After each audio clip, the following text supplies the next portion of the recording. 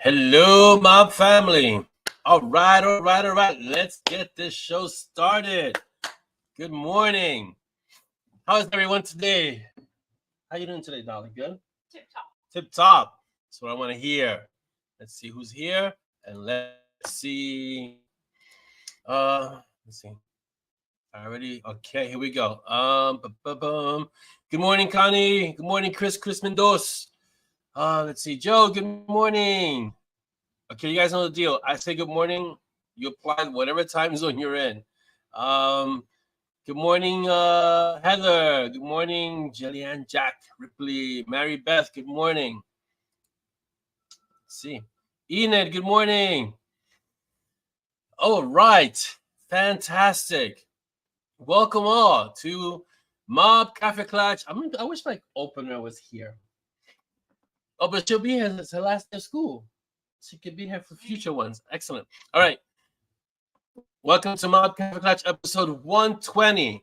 120? We're at 120. Amazing. I am in shock that we've done so many episodes. Good morning, Jasmine. Please tell Stacy I said a big hello to her and the whole family with much love. How's everyone doing today? Hey, I see your name, babe. It's your name. It came up. Finally. Only took, what, 50 episodes? Wow. I'm impressed. I am impressed. I hope everyone's doing well today. Summer is officially here. Yesterday I was walking through the pea soup that we call the day. I was dying. It was like, oh my God, yes. I'm doing really well, Julianne, really well. So I'm enjoying it. Busy, a lot of stuff happening. It's good. So it's gonna be a busy few months. Actually, it's gonna be a busy summer. And then, so the plan is, the slated plan is June and July will be insanely busy. And then August, I will be taking off. So, and I'm planning to stick to that because we got a few things happening in August that are going to require my presence. I like the heat as long as I have AC to run to, but I'm actually getting kind of used to the heat, which isn't too bad.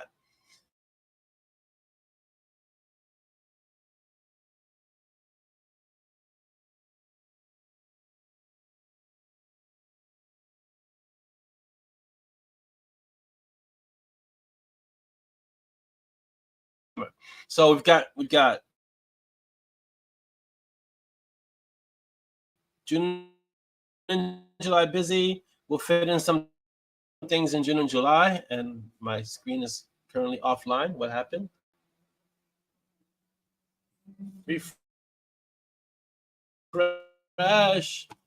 Refresh.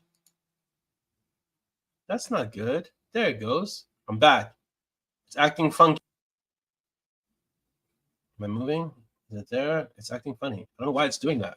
All right, make it work. There's no. Yeah, it's just a little glitch because it seems to just be a momentary thing. So June and July will be crazy, a little busy. There'll be some stuff. And then August, I'm going to try and take it slow and really just have it like just chill out with the family. And then ramp it back up for September because September, I believe, late August, September, I'm going to start. We got night warden coming up, baby. So next night warden. Good morning, Wendy. So I have the AC on only because I have these lights and I run hot normally. Like I can spend all winter in shorts and it doesn't bother me at all. So my body runs hot. So AC for stage lights and all this stuff going on for sure. So how are you all doing? I'd like to hear from how you guys are doing, how everything is going with you. Glitch, yeah, the glitch is really the matrix adjusting for what we're doing and analyzing what we're doing. That's basically it. All right, so we've got 17 of us here, which is awesome. Let's do the shout outs. Hello to everyone on YouTube. We have a group so the YouTube channel hasn't changed. So everyone who's on YouTube, hello YouTube and the world. As always, we want to get our YouTube subscribers to at least starting at 1,000. So whatever you can do to help us increase our YouTube numbers, we would really appreciate it. And I thank you beforehand because We're trying to increase our presence, right? And in that spirit, well, I'll get to it later, but in that spirit, I've started the Creative Warrior Wisdom channel, or not channel, but like shorts. But we'll get to that in a moment. We're also on, so at YouTube, we're at Ben Peaches Publishing, so you can find us there. And just subscribe, like, and ring that notification bell, and you can just help and spread the word as much as you can, okay? On Instagram, we're at Ben Peaches. I haven't put many things on Instagram lately, but I will be, because I have a slate of things that I can do. So I'm ready to kind of get jumping into that a bit more. Zazzle, we have new swag on Zazzle. Just go to M&S at Zazzle, EMANDES, and get your swag on, because what says stylish? What says more stylish than Monty M&S swag? That's like the most stylish thing ever. So let's put up these links. This is our YouTube channel.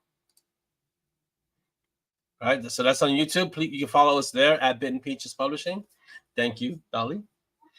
And just click there and or share that link with other people so they can know when we're on. Okay, so if you ring that notification bell, you'll know, because I look on YouTube and I can see the M&S, the Kaffeeklatsch announcement that the show is coming up. So that's awesome. On Instagram, this is our link. So let's do this quick. This is Instagram.com at Ben Peaches. We're there. We have excerpts and covers and pictures and a whole bunch of stuff, everything related to the books. So just go there. Again, share when you can. And if you want swag, and I know you want swag, come on, look, I'm wearing swag. I'm swagged out. And I feel my day is even more awesome than usual when I have my M&S swag on. So, yeah. So go to Zazzle, use that link. The reference number lets us know, gives us analytics. So go there and, yeah, get your swag on. Really. It's. I think there's some Faded Fury swag, which is hot off the presses kind of swag. So go get it. And I believe everyone's subscribed to the newsletter, right? Can we have a newsletter link? And I'll put that up too, because the newsletter helps you know kind of what's coming up. If you're not watching an episode, or if you don't see it in the MoB, the newsletter comes right into your email, and Dolly will let you know what's happening, what's coming, and things like that, Yeah, I think it's the thunderstorms. Exactly, that's what I said, Chris. If you have M&S swag, it's like having a little bit of magic in your day. Is that the tagline now? M&S swag, when you need some magic in your day. And then we need a piece of swag, so you'll be like, M&S swag, when you need magic in your day. Boom. Perfect. You can have it like a Calvin Klein commercial. How's that? All right.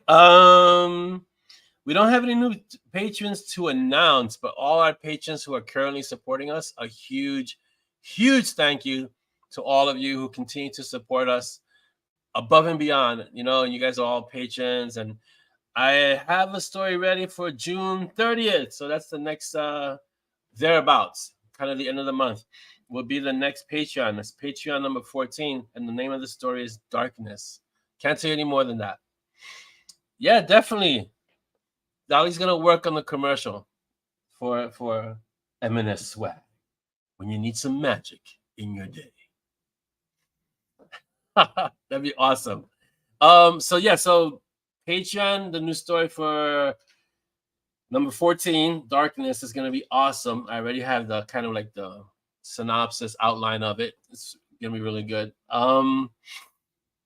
If you want to read the exclusive Patreon stories, you have to be a member of our Patreon. So please join our Patreon, and you'll get access to the exclusive stories.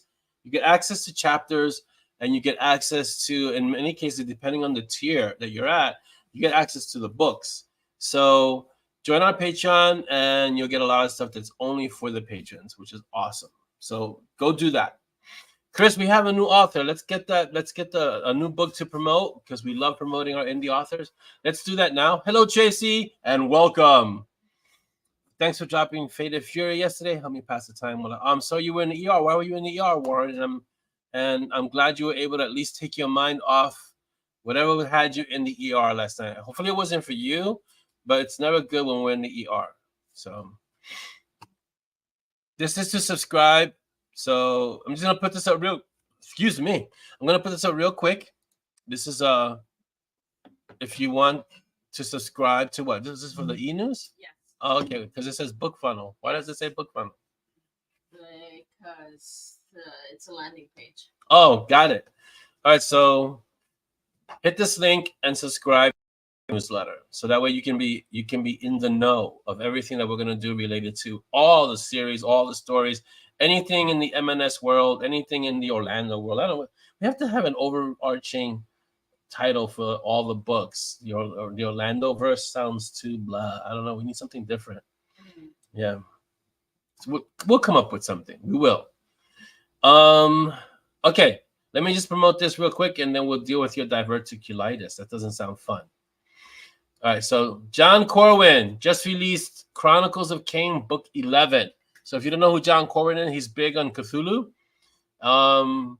And I think he's the one. John Corwin's the one who has an ad where he mentions the destructive duo from New York City, which is a huge shout out to Monty and Strong, because he told me it was, and it was awesome because he asked me first, and I said, "Yeah, go ahead, go for it." You know, it's I'm not one of these authors who's precious about their characters in that regard. I mean, I'm like, hey, you want to mention us as long as it's not making Monty and Simon and Peaches look bad.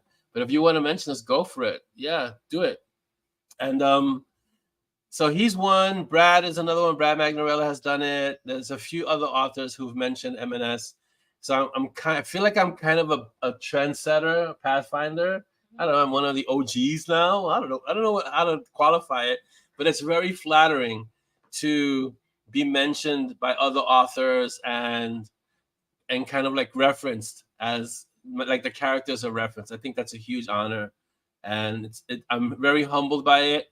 And I guess the perfect expression is like tickled pink about it. Like it makes me laugh. It's funny because I remember when I was doing it, I was getting a lot of heat for it. So I'm like, I'm not gonna be like that. You want to mention Monty and Simon and Peaches in your story or any of my characters, as long as you ask me, I'm cool. Just say, hey, can I mention so and so or whatever?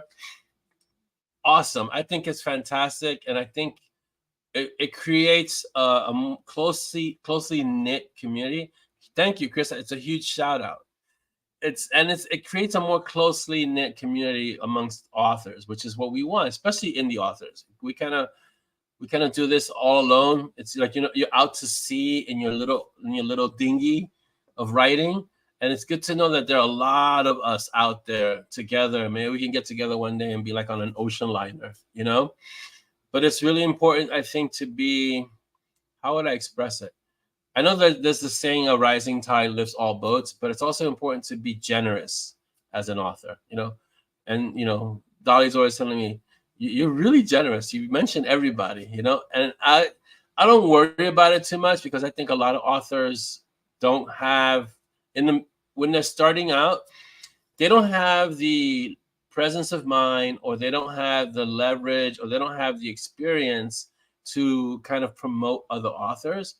And I kind of did all the grunt work early on because I've been at this now. It's going to be 11 years. Jeez, it's going to be 11 years doing this. And I have a little bit of experience, but I think it's important to like reach back and help other authors and lift them up and prop them up and push them and mention them whenever possible. So yeah, it's important. Yeah. And I think other authors should make that the norm, not something weird or rare. It should be the norm. We should prop each other up. I've always said this, and I still believe it. No author can write for every reader. There are too many readers out there. So we're not in competition with each other. That's what authors really need to understand, that you're not really competing with other authors, because a person who can read your book can go turn around and read another author's book. But let's say, as a reader, because most authors are readers, if you find a book that you really enjoy, you should share that. You should say, hey, I just read this great author. Pick him up or pick her up because it's a great story. Go for it, and not feel lessened by that as an author. I think that's really important. That authors have to be secure in that if I mention another author, if I share another author, it doesn't diminish my stories. It shouldn't, at least. You know? All right, let's continue. So yeah, so John Corwin just released Chronicles of Kane, book 11, which is great. Book 11, that's fantastic. And he's very in the Cthulhu mythology, in the Cthulhu mythos. So go grab his book. We support our indie authors, and that's awesome. I'll have to give him a personal shout out to kind of keep him going, keep doing Kane. That's really good. I'm taking this off. Let's have this link in the mob, please, Chris. After the show, it'd be great. Thank you, appreciate it. Work that technomancy, awesome.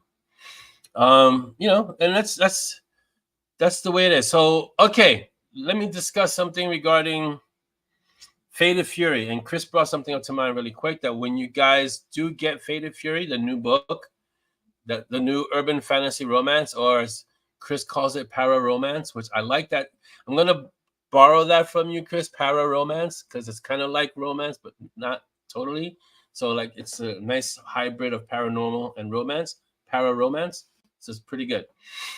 So when you get Fated Fury, wherever you get it, whether it's Amazon, Barnes & Noble, Google Play, where else do we have it? We have it everywhere, right?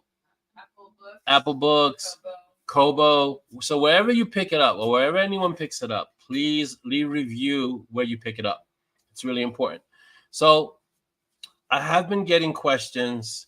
Yeah, Paramancer. See, now we're talking. We're getting those juices working. Yes. I would like to be a paramancer. Perfect. Wendy, that's your word, but I'm taking it and I'm using it, and I'll make sure to give you credit. A paramancer. And yes, Wheels is a tech. So, I have a technomancer, Chris, but this one's gonna be really well known. Wheels is an awesome character. Okay. So I've had a lot of comments as to why did I go wide. And so I wanted to kind of address that in terms of, because a lot of people don't know. When you're in KDP as an author, Amazon KDP Select is Amazon's program, right? And I've been in KDP almost since the inception, since the beginning, so since it started. Like I was writing before the Kindle existed. So when you're in KDP or KU, as most people know, you have to be exclusive to Amazon, which means you can't promote your book anywhere else besides Amazon for a period of at least 3 months, right? They give you 3-month opportunities. So every 3 months, your book automatically renews if you choose. So for 3 months, let's say in that window, you can't even promote it on your own website. You can't promote it anywhere else except Amazon, because they want exclusivity, which is okay when you're starting out. That's great because it gets you eyes, it gets you readers. It's affordable for your readers because they pay a subscription fee and then they have access to millions of books, which is fantastic, right?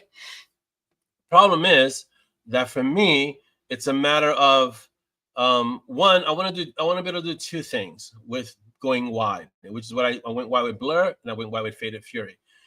I want to be wide for two reasons. One, I'm wary of having all my eggs in one basket. And you guys have all heard the horror stories of how Amazon has terminated accounts or suspended accounts. I'm worried about that because when they do that, they withhold royalties for 2 months. I can't be having that sort of Damocles over my head where they'll withhold royalties for 2 months. That doesn't work for me. Okay. Two, I've had readers approach me privately and said they have a principled stand that they're not going to buy anything from Amazon. And that's fair. I mean, that's their belief, that's their principle, that's the way they want to be. But that means that they can't have access to the books. And so when they tell me I'm not buying anything from Amazon, I don't like the way Amazon operates or whatever the case, I get it and I respect it. But it also means that they don't have access to any of my writing. So by putting books wide, I can broaden the audience, which every author wants a wider audience. It's kind of important to have as many people read your books as possible, because that's why we write, so you can share the stories. I mean, we write no matter what because we're authors, right? But we also write because we want to be read, and that's important. And so my wariness is that I have all my books in Amazon, and that makes me a little nervous at times. I try not to give it too much thought, and I try to believe that I am established enough that something like that wouldn't happen. But there's a lot of stuff that goes on with algorithms and bots, and it's not always humans. And so errors can occur, and I don't want to be tied up dealing with an error like that while income is being stopped because they withhold income for 2 months or for however long it takes to resolve it. And I have readers approaching me telling me that I'd like to read your books, but I'm not getting anything from Amazon. Do you have them available anywhere else? If I had $1 for every time I heard that, I'd be very wealthy, because I have so many people who've come up to me saying, is there anywhere else I can get your books? Is there anyone else I can pick it up? And so Faded Fury went wide because we want to be able to reach as many people as possible. And we also want to start going wide. So the other question is Monty and Strong ever going to be wide? Are you going to take Monty and Strong out of KU? And for the time being, no, because I like having Monty and Strong in KU. And pretty much everything that's M&S related, as we like to call it, is staying in KU for now, at least. I don't know if that's going to change in the future. I don't think so, but like I learned, never say never. But I also kind of want to be able to say, if Amazon decides to one day say, we don't like you, I can say, it's okay, you know, because my books are doing well with and without you. So that's really important. And yes, as Anthony is saying, Amazon is a new mafia. Yeah, we're going to make an offer that you can only download. Exactly. Well, in regards to KU, there's a trade-off, right? Because the page reads generate income. And so if you're in KU, not only do you get sales, but you also get percentages on the page reads, but it's minuscule what you get on page reads. Page reads depends on volume. You need a lot of people reading your books. And so I recommend KU when you're starting out as an author, because it helps you get visibility. That's really important. Yeah. But KU, when you're semi-established like I'm already kind of established. I'm getting a lot of people asking, can I find your books anywhere else? KU starts to become limiting. And so you want to start. So basically what we're doing is hybrid. We're out in the world wide on our website, and also in Amazon. And then we'll see if we need to transition in one way or the other, and whatever works for. And that's part of the business part of being an author, knowing how to expand your business, scale your business, and make sure that it produces a profit. It's really important. Yeah. Yeah, Facebook is a little bit of a mafia too. So the things that we use, this is why, okay, as an author, I wasn't going to get into this, but it's important. As an author, you need to have your own website that you own. So like I own my website. It's a site that we own. We're not borrowing it from anyone. Facebook is borrowed. If Facebook one day decides to say, okay, no more M&S, no more anything, they can, because it's their site. We're using it. And remember, if it's free, you're the product, right? So it's basically you're renting is what it is. You're renting. I don't want to rent sometimes you can't help it, but I don't want to rent the things that directly impact me. So website, we own it. The newsletter, we own it. It's things like that we own, because it's important to our bottom line as a business, which is important. Okay. Yeah, story time at libraries. It's a lot of stuff that you have to be aware of as an author, okay? But I wanted to explain the reason for Faded Fury and Blur going wide. And there are going to be a few other books. So you're going to start seeing more books on the website that are wide. Dolly's handling that right now. That you're going to see a lot of the library, the catalog, they're going to start going wide, because we want to have a larger presence in the world. And right now, our presence, even though Amazon is the 800-pound gorilla, right? And Amazon is the biggest bookseller in the world right now. All the other booksellers collectively can compete, but it has to be collectively, because they're not as big as Amazon yet. So it's basically having a competitive edge with Amazon, just using it's like using many small Amazons to match the one big one, you know? Yes, you'll be able to order the print books. They'll be available, you know, and it's, you know, that's the way it is. And we have to think about making sure that there's the availability to be able to write and produce and provide more books for readers. And that's the bottom line. To be able to have a larger reader base is really important, to share the stories. And maybe one day we'll become a household name. Like, if you say Stephen King, you automatically know what he's writing. You don't have to think about it because he's been doing it for so long. He's consistent. But not only is he consistent, he wasn't consistent without anyone knowing who he was. He was consistent and had a wide reach. And that's kind of what we're trying to do, have a wide reach, Okay, I think is that clear? If you have any questions about it, feel free to ask me or Dolly. Dolly's definitely involved in everything that goes on behind the scenes with the books. She's involved. So if you have any real questions about why KU or why wide or why is this being promoted and that's not being promoted, any of those infrastructure business questions, really feel free to ask Dolly if you have some kind of uncertainty about it, because our bottom line and our purpose is to get as many readers as possible. That's really what it comes down to. Peaches is a household. Yes, Peaches is a household name in many homes for sure. So that's basically that in terms of, yes, Stephen King, Lovecraft, cookbooks and snacks. Yeah, sure. We'll create the Peaches. What can we create it? Peaches cookbook, maybe? The Peaches palette. The best meat recipes for the discerning hellhound, things like that. Right, and so in terms of what Chris is saying, which is then keep the readers happy, that's key, okay? The reason my pace, a lot of people are saying, you're writing way too fast, you're going to burn out. I'm not going to burn out. I kind of know how fast I can write. I also have some amazing mods who kind of really do keep an eye on first of all, Dolly keeps an eye on me. So she makes sure that I can do what I need to do. And she always looks at it and says, you don't want to slow down a little, or you want to change the production schedule and let this one come a little later so you're not crashing, you're not putting too many books together all at once. Like, she's always watching for my mental health, even though there's not much left. But still, she's always keeping track of that so I don't burn out. And then my admins and mods are always, when I'm writing a lot and they see that I've written a lot of books close to each other, they schedule downtime. Like, okay, we got to clean the word cave.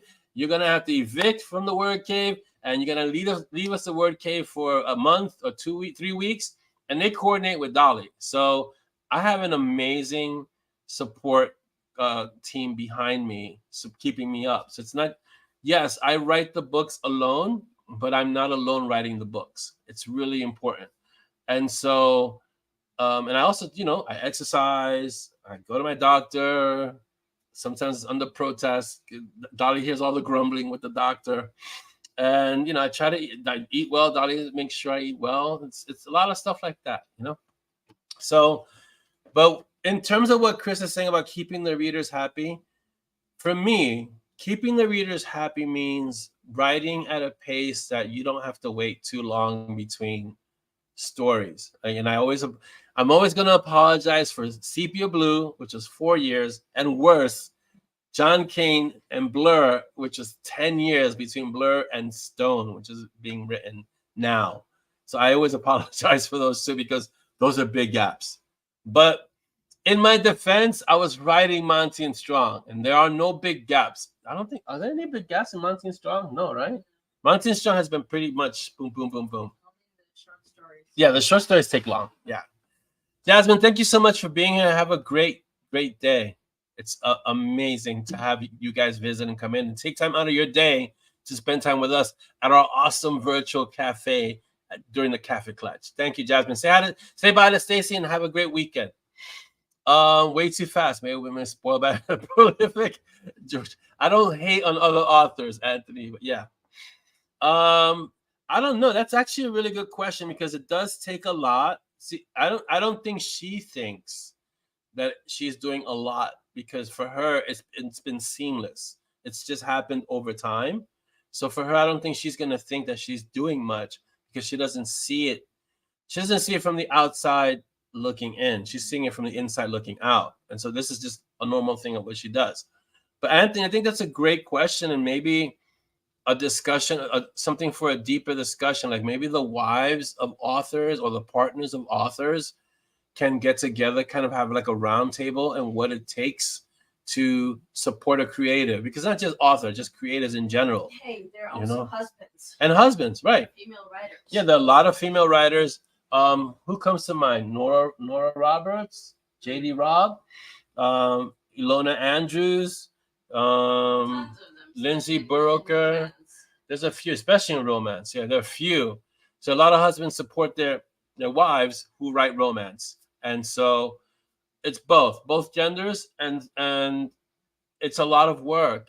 People think it's not. It is. It's a lot of work. Yeah, and it only works if the partner wants to help. If the partner has to realize that, here's the thing that I've seen, not in my life personally, but I have seen this, right?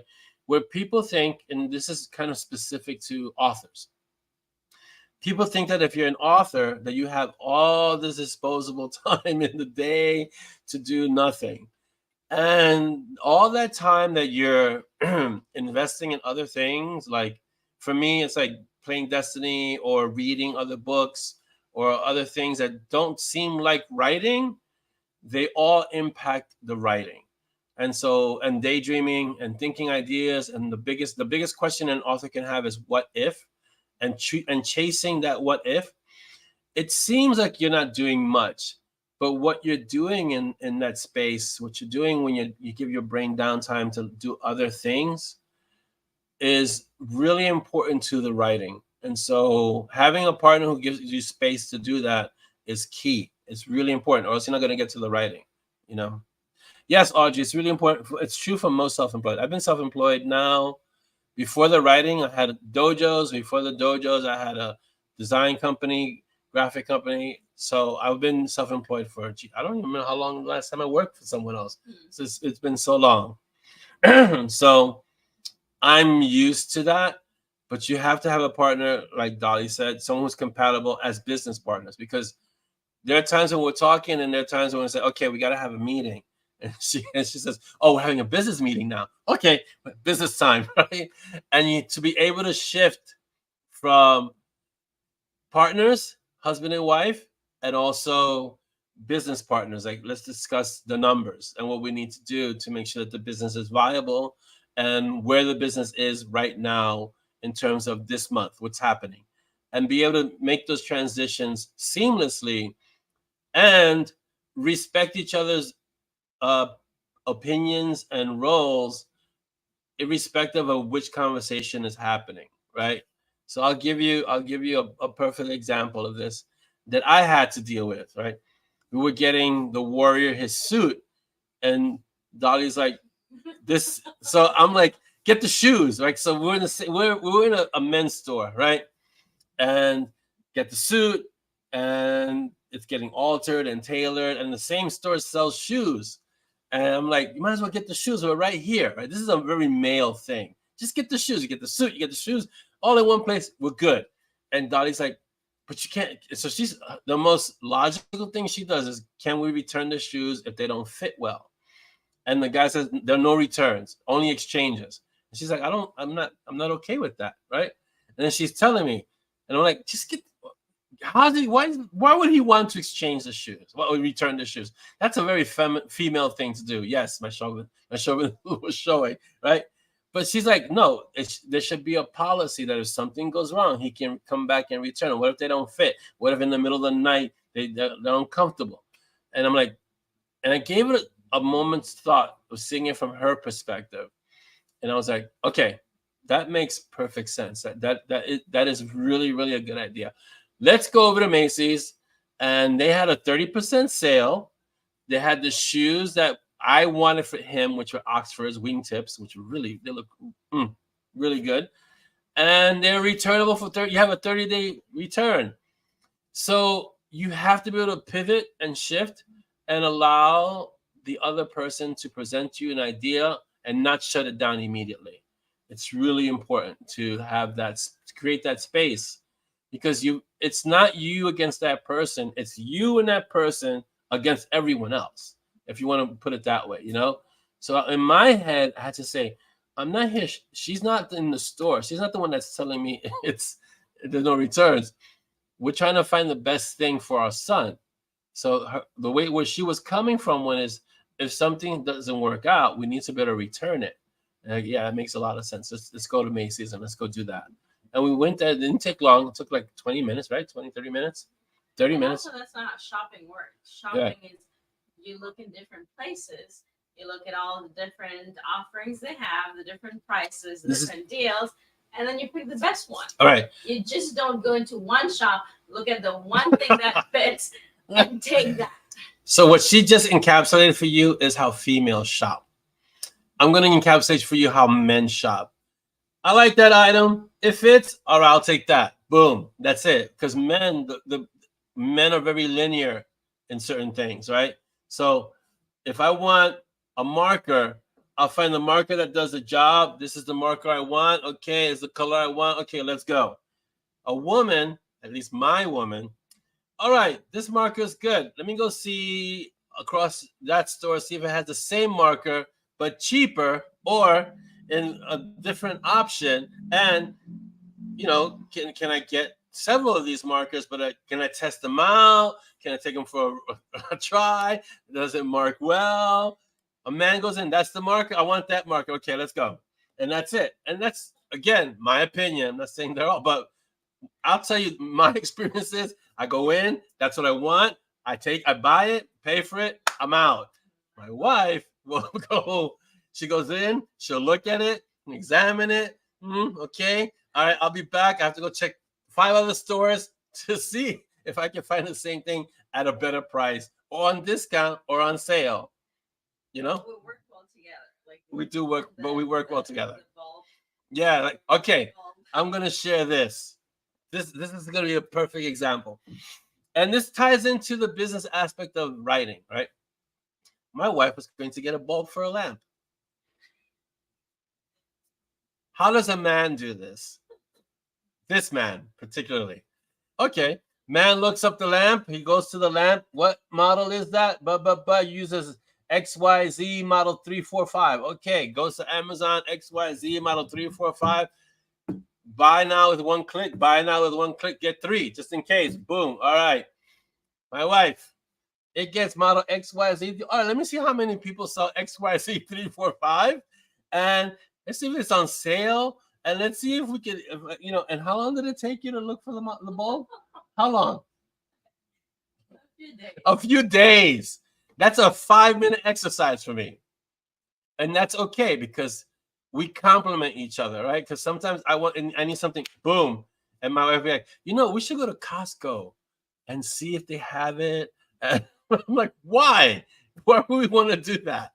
So our brains operate different. And it's not just me and my wife, it's male and female brains operate differently. And you have to, as an author, you have to be able to, and as business partners, you have to be able to make room for the different dynamics of shopping and of interacting, of business. Like I'll bring insights to certain things in business, and then she'll bring an insight, and I'll be, oh, I didn't think about it that way. Yeah, it makes sense. You know, and so you have to be open to that kind of interaction. It's really important. It's really important. So, what was I? Yeah, so it's really important that. So when I first started writing, Dolly wasn't part of the business yet because the kids were little and she didn't have time. I mean, she really did not have time to be part of everything. She was handling, and she was working other things, so it was like tough. So the kids are a little older now. We have a little more time, and she can really dive into, and she's really dove into the business, and so and it has benefited as a result of that. But yeah, it's like that. It's sometimes fighting my nature. Like I really had to bite my tongue when we were buying that suit and the whole shoe thing, because I was getting upset, and I said, "Why am I getting upset? There's no reason to be getting upset because it's not me against my wife." She's making a very valid point. Oh, we're both getting. And she was getting upset because her face, she was getting annoyed. Like, don't you understand that it needs to be returned just in case? And I'm like, I get it, but. And you were like, why would it be cheaper at Macy's? Yeah. Why everything's more So I was expensive buying there. into certain biases too, I was because I'm like, thinking how- Macy's is going to be more expensive. How do you know what sales they even have going Right, on? which I did not know which sales. I don't work at Macy's, so I don't know. So I'm working on assumptions, which is not the way to work on things. So I said, all right, you know what? Macy's is only down like, I don't know, a few 100 feet away. Let's just take a walk and find out. That's it. And that's what we did, you know? Yeah, so that's really important. That's the consideration. Yes, Anthony, there are multiple ways to shop. I didn't know that either. So yeah, so but both people have to want to work together. That's so key. Like Chris is saying, you have to have someone who's willing to work with you and make time and space for you. But like Audrey's saying, you to get the newest car, you walked in, you order it, no shopping, no test driving. That's a male way of shopping. That's really very a male way of thinking. That's just the way it is. And that's my opinion. So let's not go crazy and break out pitchforks and whatever. That's just the way I think men think. Okay. Yeah, and Audrey, you do your research ahead and then you go in and get whatever you need. That's basically That's basically the way it goes. Yeah, so that was that situation. Anthony saying proactive hallucinating and jotting it down on dead trees or blinky pixels is basically how authors prepare for stories. So I was outlining Outcast the other day, and Z, our opener and closer, was like, "What are you doing?" So I'm writing the next story. He says, "You write the whole story out." That's why I write the map. This is like a map. Think of it as a way so I don't get lost.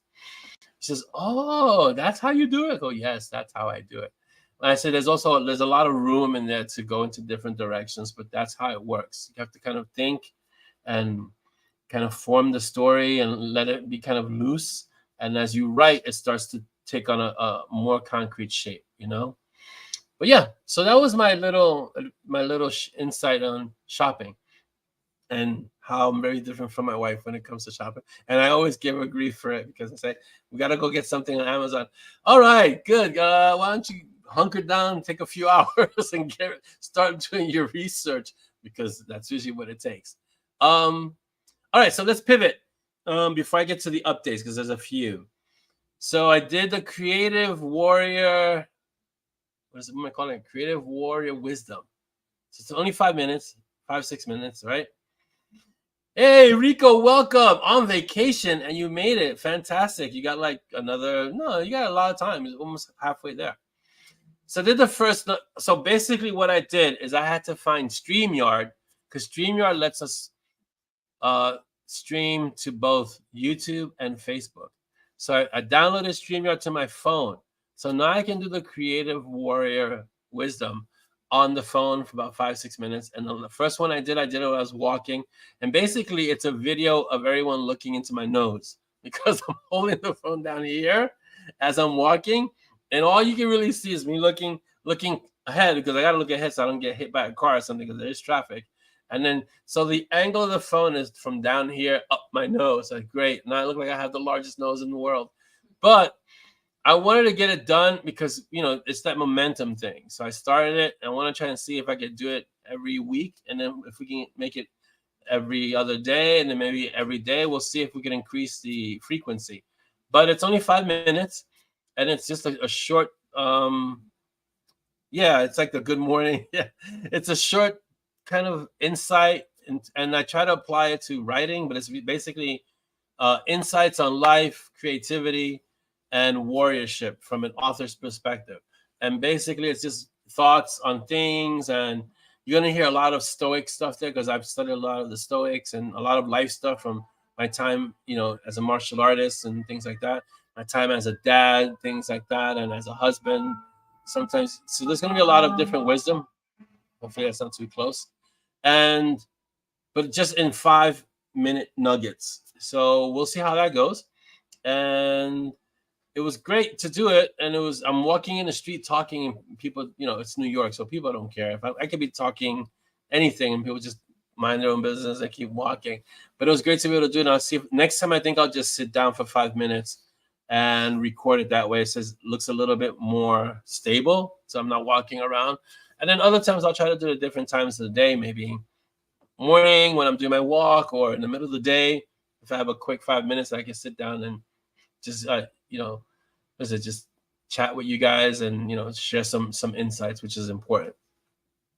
But I look forward to you guys watching them and leaving your likes and it's on. So it's the same thing. It's just like these. It's on Bitten Peaches, and it's on YouTube, the YouTube channel. And I didn't want to create a whole different channel because it's still part of what we're doing here in the Kaffeeklatsch. So I think having it all in one place is a good idea.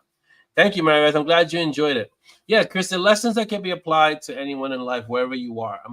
I think I'm approaching the age where I can start sharing some wisdom. A little, not a lot, but a little. And choosing to be happy, I think, is a good way to start. It's a really good way to start. Laura, that's fantastic. You have sound on your Kindle. Yes, awesome. Okay, let me get to the updates real quick. So Fate of Fury is out on all retailers, and as Chris reminded me, make sure that wherever you get this book, that you leave a review, wherever it is. And just on this book, because it's not just on Amazon, it's everywhere, it's wide.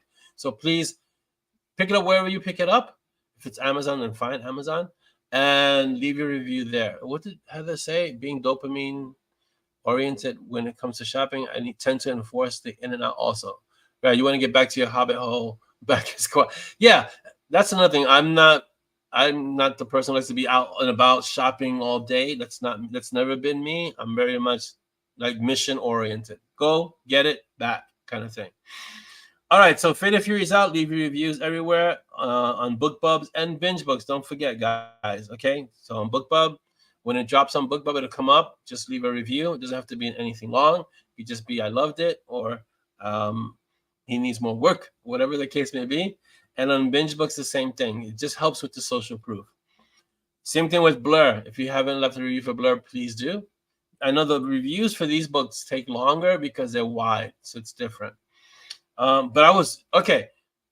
That being said, I dared Dolly. I kind of like, I don't know how to say it, but it was like I told Dolly there's no way that Fate of Fury was gonna get a #1 new release, bestseller, nothing. A sticker, an orange sticker, because it's wide. And I'm thinking, there's no way it's gonna get it. It's too wide for that. And she was like, it's gonna get one. Just you wait. Watch. I don't know how 6 hours it took. 6 hours later, boom, #1 new release. I was like, what? How? So I was surprised. I'm surprised each and every time. I know I've said this before, but I was really surprised with Fate of Fury because I didn't expect it because it's wide. So you guys helped make that possible, and I really, really thank you for it. So for Fate of Fury and Blur, please leave your reviews wherever you get them. And here's a little bit of an update. Stone's coming out mid-July. Outcast should be out mid-July. And the Patreon story will be at the end of this month, June. Okay, questions, because Audrey hasn't broken her streak yet. All right, so question, here we go. And I can stay here and look because I just opened another window on the other side. All right, which I should have thought of, I don't know how long ago. Jeez. So Audrey's first question is, for me and Dolly, what is the first thing that a new author should learn more about in regard to the business side of writing books? Well, I can say for me, speaking from my experience, the lag between you writing. So first of all, you're not going to do very well just writing one book unless you hit, you catch lightning in a bottle and your name is like, Bella Andre or Hugh, what is it? Hugh Howey? What's his name? Steve McHugh. No, not Steve McHugh. Hugh, the one who wrote Wool. Well, the author who wrote Wool. So unless you have like one book that blows up, you're not going to see much from just writing one book. So you have to learn how to budget and manage your money. And from the business side of writing books, I've always said it. You got to invest in your cover. You have to invest in editing. You have to make sure that your descriptions are amazing because they're a sample of your writing. So, but cover and editing are important.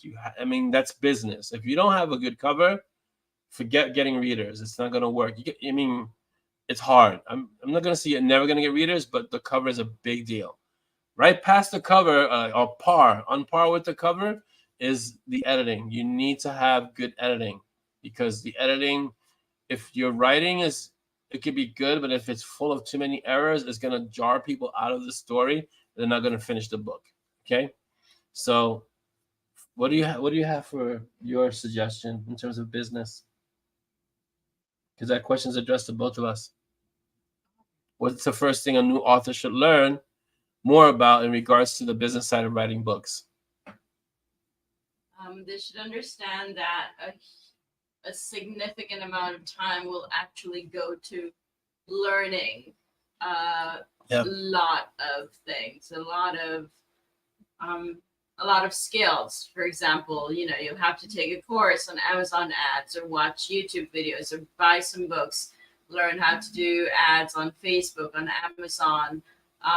If you want to learn to do your own covers, to, you know, if you're going to bootstrap and get started that way, you're short for cash, then you'll have to invest your time.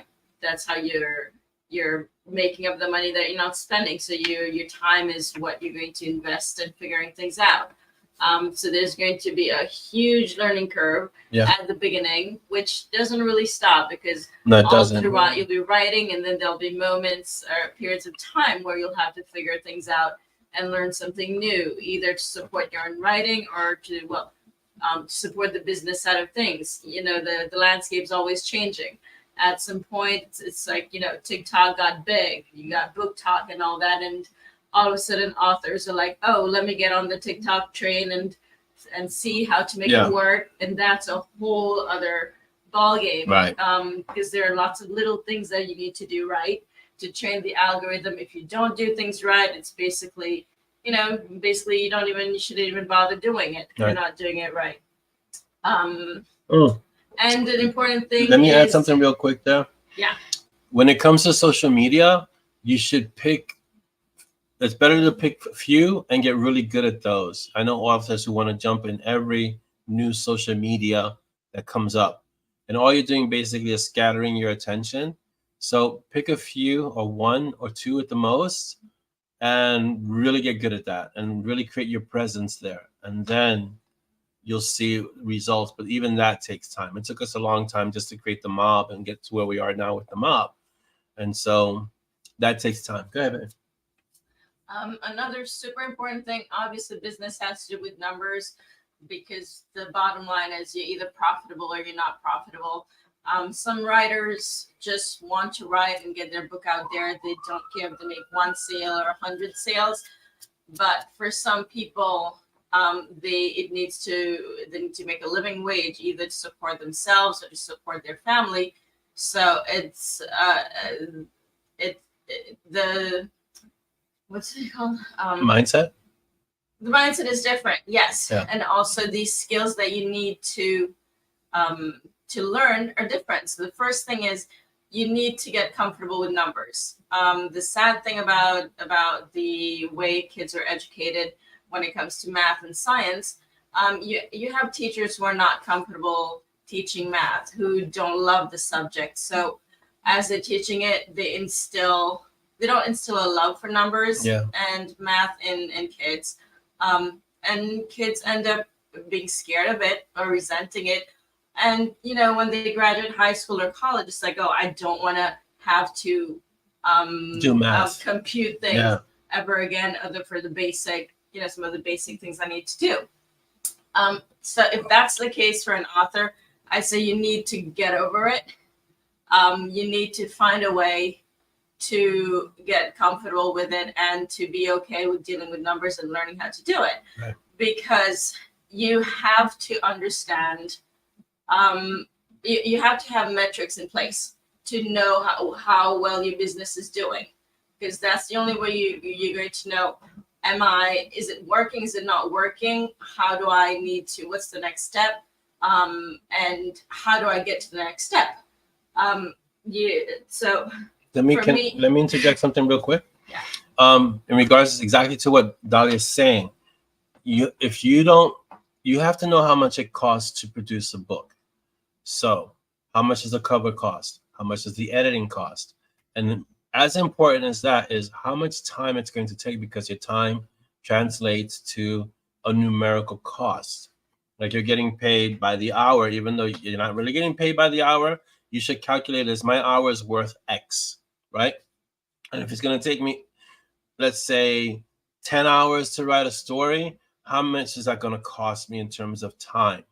So a cover costs this, the editing costs this, the promotion, like if I'm writing ads, if I have ads for that book, it's going to cost this, and I have to invest this much time. So when you have those things ahead of time, you have an idea of how much it costs to produce a book. And then you can start seeing that as a book is a product as well. So it's going to cost this much before I can get that product out to readers. And you can start working that way. And that most authors don't like thinking that way, because most authors just want to write. And you have to be able to say, it costs this much to create a book. And that's important, because publishing houses, that's how they work. It costs X amount. So we're going to back this author because this author is going to bring us a return on what we're investing into the story, into this book. Go ahead, babe. Yeah, exactly. So you need to have, basically, you need to have clarity about how things are working on the business side, on the numbers side of your business. And it doesn't have to be complicated. No. For example, you can have it be fairly simple if you use service, a website like Author Helper Suite. They pull your data from all the different sources where you have sales, and it's aggregated, it's tabulated, it's charted. It's very visual. You can get a very clear sense of how things are doing, and it's, there's so many tools on there. It shows you, for example, the book read through, the segmentations, and it can be complicated. Immensely valuable. Yeah. Or if you want to do it a little bit more, if you need to do it on your own, either because you don't have the money to sign up, or you just want to get more at ease with it, then Excel sheets are absolutely perfect for that. And just start small. Start with one book and very basics, what's coming in and what's going out. And you list those things. Yeah. And that's how you get started. Awesome. All right, you ready for the next question? Mm-mm. What is the best advice you can give in 3 words? Frugality is freedom. You got that? Frugality is freedom. That's good. I like that one. I like that. That's right up there with me with discipline is freedom. So, there you go. Yeah. Well, discipline is also, frugality is discipline. Yeah, frugality is discipline in finance. In finances. Yes. Financial frugality is freedom. Yeah. I like that. Yeah. And if, it can even relate to the very first, to what we just talked about, the business side of things. Sure. If you don't have enough to get started with, you don't have the investments needed, then it's part of figuring out how to make your business work. Right. At the beginning, a lot of authors are still working full-time or part-time. Yeah. Some are doing 2 part-time jobs, virtual jobs, weekends and whatnot, little, side hustles. Oh yeah. You do whatever you need to make things work, because it's not just your business. True. A lot of authors, everyone has personal expenses. You got to pay for your rent, your mortgage, your electricity, your internet bills that you need for your computer. Bills need to be paid. Yes. And if the like Orlando said, very few authors are going to have their very first or second or third, 10th book be a national bestseller where they're raking in, thousands, tens of thousands, hundreds of thousands. Right. It's really not the case. Bye, Joe. It's going to be absolute pittance for a long, long time. Right. And if you don't find a way to support your writing financially, it will likely not. It won't happen. Survive. Yeah. So John Logsdon was telling me a few years back, last year, when he went to NINC, and what he was saying is that a lot of the authors there, and Nink is think 20 books 50K, but for authors that are doing supposedly doing very well. Nink is a more high-end conference, right? Less authors go there, but the authors that go there make more money or are just more successful, right? Successful as defined by the metric of sales, okay? Because everyone has a different measure of success. But at Nink, what John was telling me is that a lot of the authors there have had to go back to work, like finding other work to support their writing. I don't know the reasons why. He was just saying that it was a repeated theme, and they were saying that the market has changed. I don't agree with that. The market has changed. If you write stories that people enjoy, you will have sales. You just have to write what people enjoy, and not chase trends. And a lot of these authors, unfortunately, are trend chasers, and so that happens. And you have to really be. You have to kind of create what you want to write, but also what your readers want to read. And basically, it goes back to what I've told every writer, every author I know, is that you have to find your tribe. You have to find your people. One author I know who says this, like, find your 1,000 people, your tribe of 1,000. Because with 1,000 people, you can write whatever you want to write if they enjoy it, and you'll do well. But you got to find your tribe. You got to find your people. Once you do that, you can start building upon that. So that's really important. Really, really important. Or else you go back and you be going back looking for another kind of job that can support what you want to do and support your family, you know? So it's important. Joe had to run, so have a great weekend, Joe. Okay. It's a great answers, baby. Fantastic. Thank you. I have more. Okay. Can I say more? Yes, you can definitely say more. I mean, I spent an hour and a half talking. You can definitely say more. I was looking at Rico's answer, right, about how, readers just really think, wow, this is a really good book, and when's the next? Yeah. So for us, like, something that's constantly on our mind is the audiobooks. Yeah. We've got listeners who always ask, when's the next one, and there was even one person who gave a 1-star review on Revenant. Yeah.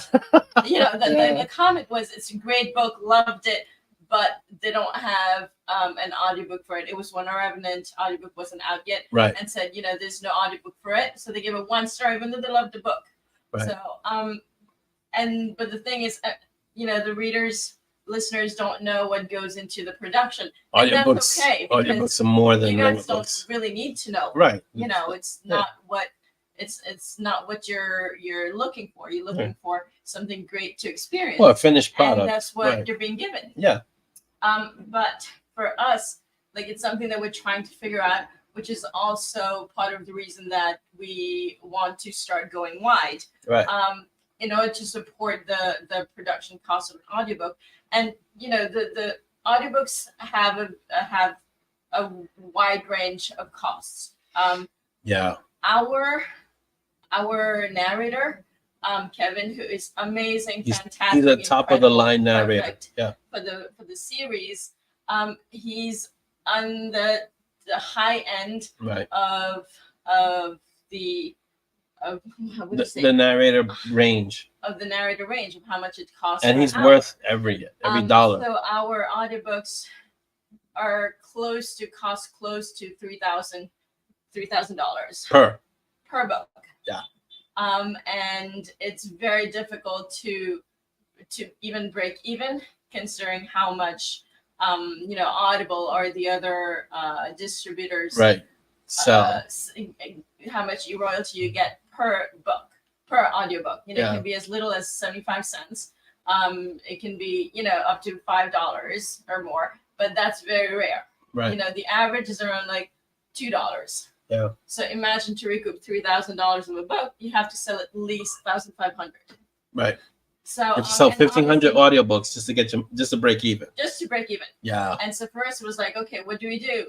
And we even had a momentary thought of maybe we need to find a narrator who's who's less expensive. And we said no. But it was like, we said no way. You know, there's no one, we simply cannot imagine anybody else doing our books, telling the stories and having not like Kevin, Monty's voice and Peaches, not and like Simon's, Kevin, the way it would be too jarring, and we would lose a lot of listeners. And you know, it's simply not possible to imagine these guys, you know, the story being told by someone else. Voice. You can't. So, and we really, really want to produce the next audiobooks.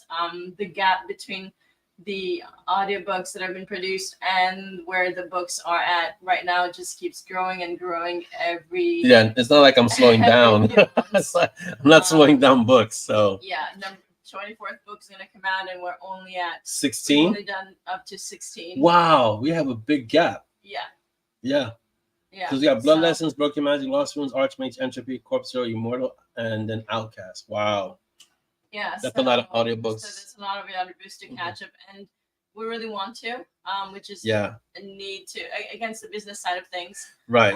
It is the business side of things. To get into more detail, there was when we were producing a few years ago, we're producing the audiobooks sort of back to back, literally monthly. We're doing one audiobook a month. Yeah. And that was not good business sense at all. It wasn't. We even took a $27,000 business loan. Yeah, big loan. Just to produce audiobooks. Just to produce those audiobooks. And it's taken us more than 2 years to pay it off. So let me address that real quick. Yeah. We're running out of time, but this is really an important point. A lot of authors I know, we were able to weather it, but a lot of authors I know have gone into debt to support their writing, and it's a bad move. You don't want to go into debt to support your writing. You shouldn't. And we did it with the audiobooks, but we had already kind of an established stream of income.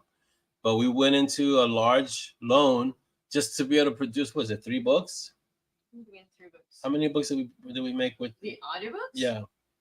We're doing one a month. One a month. The loan covered what? All of it? No, it didn't cover all the books. It was like maybe 9 books. 9 books, right. So that's not the way to do it. Don't go in, like, it's better. You're better off slowing down the pace and covering your costs than going into debt. And now you're in debt and you feel pressure to create things because you're in debt. Don't do that. Cover your costs and then build on it so you can scale up, because it's important, you know? Okay, babe. Anything else? All right. Okay, cool. All right, next question, and we're almost done. First of all, I just want to say thank you, Audrey, for the questions. And Dolly, thank you so much for your fantastic detailed answer. That was amazing. And I think we need to have a one episode on the business aspect of writing. I think that's important, because I know personally, as an author, I didn't have access to this information when I started. So I think it's important as an author. And I also think, as from what Rico is saying, I think it's important that readers get to see a little bit of this perspective of what it means to be an author. It's important. And I think bringing this out and letting readers kind of get a glimpse of what it means on the business side helps us as readers appreciate a little bit more what it takes to create a book, you know? Yeah. So next question. What is your most satisfying lemons to lemonade accomplishment? I don't even know what that means. You know what it means. I know what it means, but I've never had a lemons to lemonade. Most of my situations that I've made successful didn't start out, you know. I would say writing was lemons to lemonade, because the Spiritual Warrior was, and I brag about it now, but when it happened, it was like $56.81 for a whole year of writing is pretty craptastic. So I would consider that lemons, you know, because it makes you question, why am I writing? If it's only going to be, I'm only going to create $56. And again, it's not why am I writing in looking at the strict sense of writing is a calling that you have to do because you're an author, but you have to balance that with, I can't afford to do this if it's not going to create anything to support myself. I'm going to have to work something else in order to create something, you know? So That was lemons at that point, the $56.81. The key was not giving up, being persistent, being consistent, and trying to find something else that you know would resonate with readers. But in the meantime, we worked. We had things to do. We covered the bills. Dottie covered a lot of the bills. We were both working. We were also trying to get a dojo started, which is a lot of work and a lot of outlay of income without anything coming in yet, because we didn't have students at that time. So there was a lot of stuff that was inception, that was starting, and we didn't see a lot coming back yet. Now we're beginning to see stuff coming back, but that took 10 years. So that's definitely, now we're kind of hitting lemonade. But the lemons part was really sour for a long time. It was tough. Yeah. But yeah, that's my most satisfying lemons to lemonade. And prior to my writing, I remember people telling me, you're not gonna make it as an author. It's not gonna work because it doesn't create anything. You're just gonna have a lot of books to yourself, or you're gonna sell it to your family, and you're not gonna make any money with it. And many places that's true, but if you keep going and you really believe that you have to be your biggest fan. That's the key. You have to be your biggest fan. You can't give up. You have to do it, and you got to be consistent with the writing. You got to create. That's why I write the way I write, because I know as a reader, I'll give you an example. I'm currently reading Benedict Jacta, right? He has a great new story, new series, An Inheritance of Magic. Pick it up if you haven't picked it up. But the next book comes out in October. So that's like one book a year. The last book came out last year, and now the next book comes out in October. So that's like, for me personally as a reader, I've become spoiled with authors, because I have a lot of authors who write fast and write a lot of books and have long series. And so when I have one author that's, and this is nothing against Benedict, because he writes for Penguin. And so I'm sure Penguin has him on a strict schedule, one book a year. But that doesn't do it for a lot of readers, because a lot of readers are voracious. So I have him. I pre-ordered his next book. And in October, I'll get a reminder and I'll pick it up again. But in the meantime, I have other books I have to read. I still have Gail Carriger to read. I have a whole series to read. So there's things like that. And so you have to, as an author, also put on your reader hat and say, what do my readers like? What would they want? And Fated Fury, the long-awaited para-romance, enemies to lovers story, was not something my readers were waiting for. But, and yes, I said it in the past, I'm never going to write romance, ever, ever, ever, ever. But here I am writing romance. So you got to go with it sometimes. So, yes, Wendy, I would read Val too. Maybe we can have Kevin do Val. That's going to be interesting. I don't know if he's ever done a romance. That'd be interesting to know. All right, Enrico says, once again, with audio, we, the listener for audio, listen to the book, love it, and then say next. Yeah, because that's what we are as readers and as listeners. That is great, because you listeners love your books, but knowing what needs to be done to make new books happen, it's a lot of work, especially for the audio. You're welcome for the info. A lot of authors won't tell you. A lot of authors won't tell you how much it costs. I've learned that firsthand, that a lot of authors are very reluctant to share the costs with you. I have no problem with it, because I'm not hiding anything, and I want you guys to kind of know what goes into making the sausage, kind of thing. So it's important that readers know. Also, this is why we support indie authors, because indie authors don't have a publishing house behind them, And so when you see how much it takes for an indie author to write that story, get a cover, a good cover, not just a slap it together DIY cover, but a good cover, get good editing, there's a certain amount involved with that, not just the sweat equity, but the amount it costs to get that done. This is why we support our indie authors, because they're trying to get something done on their own. And the only people that are behind them are the readers. And so we have to support them. It's important. Yeah, and it's true, Rico. I agree. A great actor, reader can't make a crap book good, and a crap voice actor can't make a great book bad. You kind of have to have a balance of the two, right? And it's like I've said, you can have a fantastic cover. You can have the best editing. But at the bottom, at the end of the day, or at the core, you have to have a good story. And I always tell authors, write the best story you can write. Can't write the best story ever, but you can write the best story you can write. And write that story. Don't be scared. Write the story, the best story you can write, because you can have a great cover, you can have amazing editing, and if your story is lacking, you'll get the eyes, you'll get the attention, and then you'll lose your reader because the story was eh. So the stories, learning that craft, the craft of story, like Dolly's saying, the learning never ends. Learning the craft of story, which means reading a lot, so much, a buttload, as Simon would say. Reading so much and learning what works, what doesn't work, how certain things fit, how certain characters are, how certain villains should be, how antagonists are. What does it mean to have a good antagonist or a good protagonist? And all these little pieces of writing that you have to learn. You have to learn. You have to learn it, or else your writing is going to be lacking. And the reader may not be able to pinpoint exactly what it is, but somewhere in the back of their mind, they're going to be like, there's something slightly off with this story. It doesn't work, or that character doesn't feel developed, or this villain feels like a cardboard cutout. And so you need to learn the crafts. The craft is so important, and it is a craft. You have to learn it, and it's work. That's the thing. It's work. You got to put the time in. It's work. If I can show you my desk, I have a whole bunch of writing books right here because I use them as references.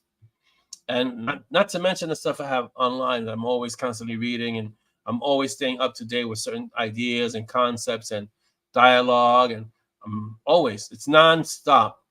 I've always told this to the kids.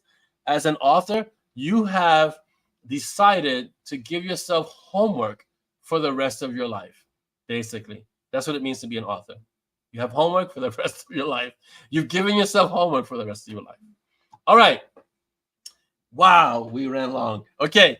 A number from 1 to 7 so we can close out. You guys are awesome. Thank you so much for being here. There's a whole bunch of us still here hanging out, talking, books and writing, and it's amazing. And thank you so much, Audrey, for those questions. Those were fantastic questions. Feel free to any question you want to ask, guys. It's fine. Don't feel like you can't ask certain questions that aren't. Let's not get personal now, okay? But any questions you want to ask, please feel free. If it's related to the stories, if I can answer it without spoiling stories, I will. If it's related to the business side, if I can answer it, Dolly will be able to answer it. But feel free to answer. Feel free to ask, please. All right, we got numbers. Come on, 1 through 7, baby. What do we have? I'm seeing 5 right now. 2 5s. Let's see. There's 1, 2, 3, 4, 5, 6, 7, 8. 2 more people. 2 3s. See 2 3s. So far, it's a toss up between 5 and 3. 2 7s. Let's see. There's gonna be that's one more person. Is it one more person? 1, 2, 4, 7, 8, 9. That's 10. All right, so we got 2 3s. Yeah, 1, 2, 3, 5, 6, 7, 8, 9. One more person. One more person. I can flip a coin. That's not an issue. That's not an issue. I'm just saying, give one more person a chance to put a number up. There's 17 people on. One more person. Pick a number from 1 to 7. Who hasn't picked a number?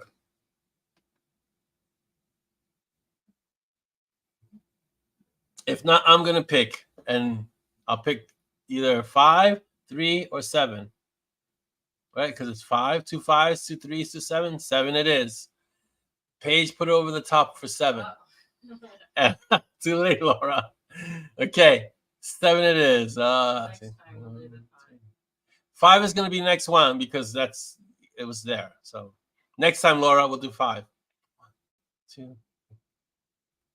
It's okay. Here we go. We're going to close out with this.